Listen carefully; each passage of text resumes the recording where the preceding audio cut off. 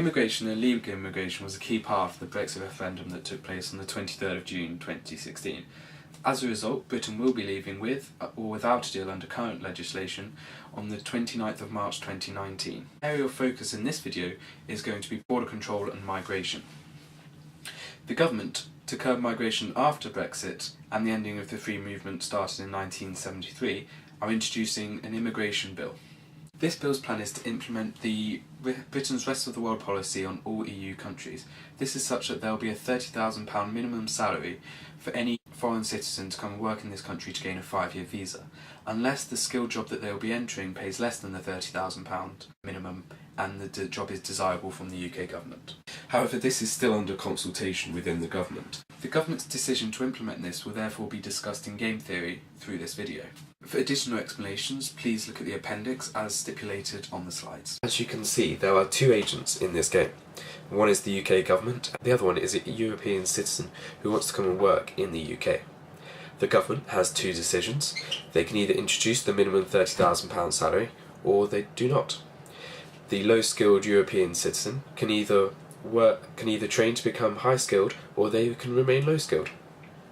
There is complete information so that both parties know their actions and the potential payoffs from those actions in the game. The last assumption is that all agents are completely rational. They choose the strategy that maximises their own payoff based on their own preferences. Here is the payoff matrix. These are the payoffs that each player will get depending on the strategy they take.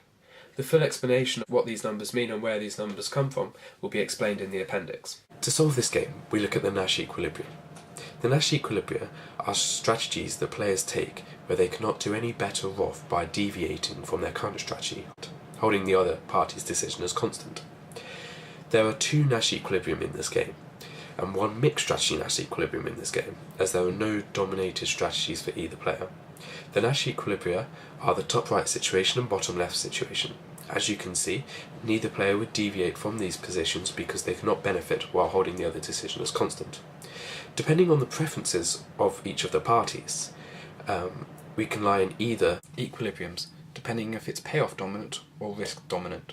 If both players coordinate their actions and choose the top right Nash equilibrium, they are the best off in the game. This is the payoff dominant Nash equilibrium. This is such that it is the Pareto superior equilibrium. This means that there is no other Nash equilibrium that offers a higher payoff to both players. If the game ends up in any other equilibriums, this means there is coordination failure. This is because the Pareto superior outcome has not been realised. To solve for the Nash equilibrium, which is risk dominant, the Nash products need to be calculated. These are such that it is the opportunity cost of both players changing their decision.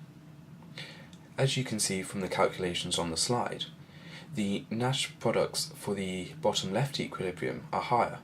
Therefore, the Nash equilibrium, which is the bottom left, is risk dominant.